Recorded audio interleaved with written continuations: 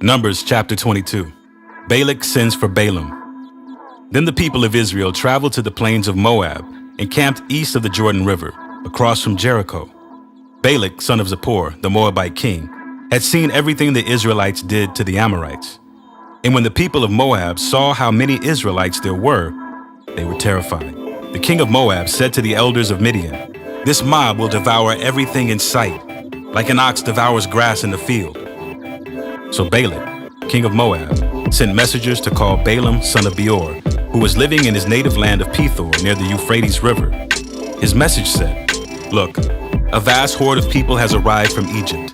They cover the face of the earth and are threatening me. Please, come and curse these people for me, because they are too powerful for me. Then perhaps I will be able to conquer them and drive them from the land.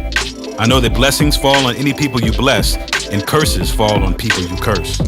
Balak's messengers, who were elders of Moab and Midian, set out with money to pay Balaam to place a curse upon Israel. They went to Balaam and delivered Balak's message to him. "Stay here overnight," Balaam said. "In the morning, I will tell you whatever the Lord directs me to say." So the officials from Moab stayed there with Balaam. That night, God came to Balaam and asked him, "Who are these men visiting?" Balaam said to God, "Balak, son of Zippor, king of Moab, has sent me this message. Look, a vast horde of people has arrived from Egypt, and they cover the face of the earth. Come and curse these people for me. Then perhaps I will be able to stand up to them and drive them from the land." But God told Balaam, "Do not go with them. You are not to curse these people, for they have been blessed." The next morning, Balaam got up and told Balak's officials, "Go on home. The Lord will not let me go with you." So the Moabite officials returned to King Balak and reported, "Balaam refused to come with us." Then Balak tried again. This time, he sent a larger number of even more distinguished officials than those he had sent the first time. They went to Balaam and delivered this message to him. "This is what Balak, son of Zippor, says. Please don't let anything stop you from coming to help me. I will pay you very well and do whatever you tell me. Just come and curse these people for me." But Balaam responded to Balak's messengers, "Even if Balak were to give me his palace filled with silver and gold, I would be powerless to do anything against the will of the Lord my God. But stay here one more night, and I will see if the Lord has anything else to say to me." That night, God came to Balaam and told him, "Since these men have come for you, get up and go with them, but do only what I tell you to do." Balaam and his donkey. So the next morning, Balaam got up, saddled his donkey, and started off with the Moabite officials. But God was angry that Balaam was going. So he sent the angel of the Lord to stand in the road to block his way. As Balaam and two servants were riding along, Balaam's donkey saw the angel of the Lord standing in the road with the drawn sword in his hand. The donkey bolted off the road into a field, but Balaam beat it and turned it back onto the road. Then the angel of the Lord stood at a place where the road narrowed between two vineyard walls. When the donkey saw the angel of the Lord, it tried to squeeze by and crushed Balaam's foot against the wall. So Balaam beat the donkey again. Then the angel of the Lord moved further down the road and stood in a place too narrow for the donkey to get by at all. This time, when the donkey saw the angel, it lay down under Balaam. In a fit of rage, Balaam beat the animal again with his staff. Then the Lord gave the donkey the ability to speak. "What have I done to you that deserves your beating me 3 times?" it asked Balaam. "You have made me look like a fool," Balaam shouted. "If I had a sword with me, I would kill you. But I am the same donkey you have ridden all your life," the donkey answered. "Have I ever done anything like this before?" "No," Balaam admitted. Then the Lord opened Balaam's eyes, and he saw the angel of the Lord standing in the roadway with a drawn sword in his hand. Balaam bowed his head and fell face down on the ground before him. "Why did you beat your donkey those 3 times?" the angel of the Lord demanded. "Look, I have come to block your way because you are stubbornly resisting me. 3 times the donkey saw me and shied away. Otherwise, I would certainly have killed you by now and spared the donkey." Then Balaam confessed to the angel of the Lord, "I have sinned. I didn't realize you were standing in the road to block my way. I will return home if you are against my going." But the angel of the Lord told Balaam, "Go with these men, but say only what I tell you to say." So Balaam went on with Balak's officials. When King Balak heard that Balaam was on the way, he went out to meet him at a Moabite town on the Arnon River at the farthest border of his land. "Didn't I send you an urgent invitation?" "Why didn't you come right away?" Balak asked Balaam. "Didn't you believe me when I said I would reward you richly?" Balaam replied, "Look, now I have come, but I have no power to say whatever I want. I will speak only the message that God puts in my mouth." Then Balaam accompanied Balak to Kiriath-Huzzah, where the king sacrificed cattle and sheep. He sent portions of the meat to Balaam and the officials who were with him.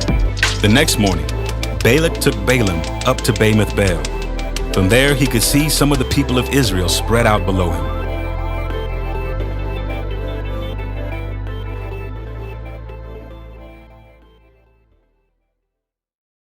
Chapter 4. Jesus and the Samaritan woman. Jesus knew the Pharisees had heard that he was baptizing and making more disciples than John. Though Jesus himself didn't baptize them, his disciples did. So he left Judea and returned to Galilee. He had to go through Samaria on the way. Eventually he came to the Samaritan village of Sychar, near the field that Jacob gave to his son Joseph. Jacob's well was there, and Jesus, tired from the long walk, sat wearily beside the well about noontime. Soon a Samaritan woman came to draw water, and Jesus said to her, "Please give me a drink." He was alone at the time because his disciples had gone into the village to buy some food. The woman was surprised, for Jews refused to have anything to do with Samaritans. She said to Jesus, "You are a Jew, and I'm a Samaritan woman. Why are you asking me for a drink?" Jesus replied, "If you only knew the gift God has for you and who you are speaking to, you would ask me, and I would give you living water." "But sir, you don't have a rope or a bucket," she said, "and this well is very deep. Where would you get this living water? And besides, do you think you're greater than our ancestor Jacob, who gave us this well? How can you offer better water than he and his sons and his animals enjoy?" Jesus replied, "Anyone who drinks this water will soon become thirsty again. But those who drink the water I give will never be thirsty again. It becomes a fresh, bubbling spring within them, giving them eternal life." "Please, sir," the woman said, "give me this water. Then I'll never be thirsty again, and I won't have to come here to get water." "Go and get your husband," Jesus told her. "I don't have a husband," the woman replied. Jesus said, "You're right. You don't have a husband, for you have had 5 husbands, and you aren't even married to the man you're living with now. You certainly spoke the truth." "Sir," the woman said, "you must be a prophet. So tell me, why is it that you Jews insist that Jerusalem is the only place of worship, while we Samaritans claim it is here in Mount Gerizim where our ancestors worship?" Jesus replied, "Believe me, dear woman, the time is coming when it will no longer matter whether you worship the Father on this mountain or in Jerusalem. You Samaritans know very little about the one you worship, while we Jews know all about him, for salvation comes through the Jews. But the time is coming, indeed it's here now, when true worshipers will worship the Father in spirit and in truth. The Father is looking for those who will worship him that way, for God is spirit, so those who worship him must worship in spirit and in truth." The woman said, "I know the Messiah is coming, the one who is called Christ. When he comes, he will explain everything to us." And Jesus told her, "I am the Messiah." Just then the disciples came back. They were shocked to find him talking to a woman, but none of them had the nerve to ask, "What do you want with her?" or "Why are you talking to her?" The woman left her water jar beside the well and ran back to the village, telling everyone, "Come and see a man who told me everything I ever did. Could he possibly be the Messiah?" So the people came streaming from the village to see him. Meanwhile, the disciples were urging Jesus, "Rabbi, eat something." But Jesus replied, "I have a kind of food you know nothing about." "Did someone bring him food while we were gone?" the disciples asked each other. Then Jesus explained, "My nourishment comes from doing the will of God, who sent me, and from finishing his work. You know the saying, 4 months between planting and harvest? But I say, wake up and look around. The fields are already ripe for harvest. The harvesters are paid good wages, and the fruit they harvest is people brought to eternal life. What joy awaits both the planter and the harvester alike. You know the saying, one plants and another harvests, and it's true. I sent you to harvest where you didn't plant. Others had already done the work, and now you will get to gather the harvest." Many Samaritans believed. Many Samaritans from the village believed in Jesus because the woman had said, "He told me everything I ever did." When they came out to see him, they begged him to stay in their village. So he stayed for 2 days, long enough for many more to hear his message and believe. Then they said to the woman, "Now we believe, not just because of what you told us, but because we have heard him ourselves. Now we know that he is indeed the Savior of the world." Jesus heals an official's son. At the end of the 2 days, Jesus went on to Galilee. He himself had said that a prophet is not honored in his own hometown. Yet the Galileans welcomed him, for they had been in Jerusalem at the Passover celebration and had seen everything he did there. As he traveled through Galilee, he came to Cana, where he had turned the water into wine. There was a government official in nearby Capernaum whose son was very sick. When he heard that Jesus had come from Judea to Galilee, he went and begged Jesus to come to Capernaum to heal his son who was about to die. Jesus asked, "Will you never believe in me unless you see miraculous signs and wonders?" The official pleaded. "Lord, please come now before my little boy dies." Then Jesus told him, "Go back home. Your son will live." And the man believed what Jesus said and started home. While the man was on his way, some of his servants met him with the news that his son was alive and well. He asked them when the boy had begun to get better, and they replied, "Yesterday afternoon at 1 o'clock, his fever suddenly disappeared." Then the father realized that was the very time Jesus had told him. "Your son will live." And he and his entire household believed in Jesus. This was the second miraculous sign Jesus did in Galilee after coming from Judea.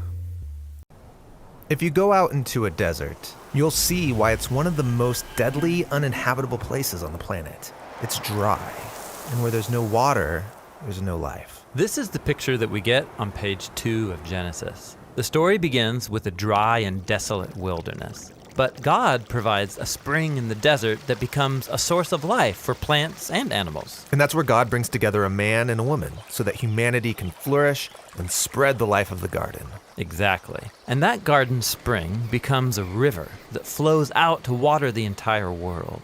And there can be enough for everyone. It's all a gift from God. And this is great. Humans in a lush garden, but as it turns out, they find a way to ruin it. Right. Despite all of this water that God's provided, it's like they still have a drought deep inside of them. This is an image of the human condition, how we're always thirsty for more. But more of what? Well, in this story, the humans want more wisdom to create more security and more control on their own terms. And tragically, it only leaves them more thirsty and suspicious of each other, and so they end up back in the wilderness. The humans have lost access to the water of life. And because of that, they can't spread God's life into the world. And so God needs to rescue them from the wilderness. Yeah, like in the story of Jacob. His selfish scheming ruined his family relationships, so he has to run from his problems out into the wilderness. But there, he finds a well, and he meets a woman. And this is like Eden, a man and a woman together by a source of water. Right. And then through Jacob, God creates the family of Israel. And he invites them to share in his own life so that they can be his partners in spreading that life to others. And sometimes they do this. But ultimately, they struggle with the same drought of the soul, thirsting for more power and more control, and it leads them down a path of violence and self-ruin. And so they find themselves in a new wilderness, captive to other nations. All this effort to quench our own thirst on our own terms, it's killing us. Yeah, the biblical prophet Ezekiel described Israel in exile as a pile of dry bones, scattered in a desert valley. But, he said, one day God will pour out his own life presence, his spirit, to water the land, to create a new Eden and new kinds of humans. People who can spread God's life to others. Exactly. And so this brings us to the story of Jesus. Right. And there's a story about Jesus who goes to a well that Jacob used to own. And just like in Jacob's story, Jesus meets a woman. And he tells this woman that no matter how much water she drinks from this well, she'll always thirst for more. Then he offers water that could quench her thirst forever. He's not talking about the well water. No, what he's talking about is God's own life that comes through him to us to satisfy our deepest thirsts. This is why later on Jesus says, "Let anyone who's thirsty come to me and drink." This is cool. But it's also a strange image, drinking from a person. Totally. And it's connected to another strange image we find in the story of Jesus' death on the cross. A Roman soldier thrusts a spear in Jesus' side, and there's blood. But also, all this water flows out. Yes, it's an image showing how Jesus' death is the fountain of life. From him, God's own love that would die for his enemies flows down and out into the world. After Jesus was raised from the dead, we're told that he sends the Spirit into his followers. Yes, to fill them up with God's own life. This is why the Apostle Paul said that when we join the current of God's Spirit, the fruit of Eden starts growing in us. Love and joy, patience and kindness, gentleness and self-control. People like that can create beautiful things in the world that bring life to others. Yes, like little streams of God's life that can come together and point forward to the beautiful scene that we find on the last page of the Bible. There's a new river of life. Yes, it's flowing out from God and into a renewed creation, bringing life to all wherever it goes.